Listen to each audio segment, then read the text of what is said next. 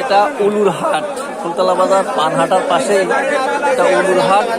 এই উলু খড়ের খড় কেটে রোদে শুকিয়ে প্রসেস করে সুতার মতো তৈরি করে পান গাছের কাঠির সাথে পান বাঁধা হয়।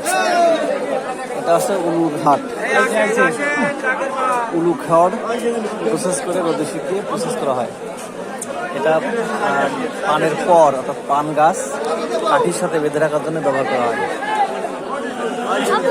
এগুলো দিয়ে কি করে বলবো না।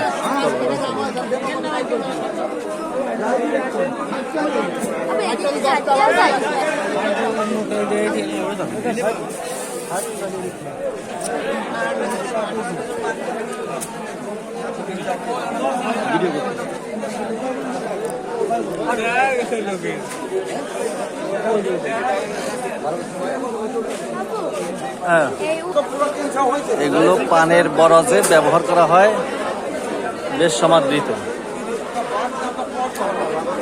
অতি প্রয়োজনীয় সমাদৃত।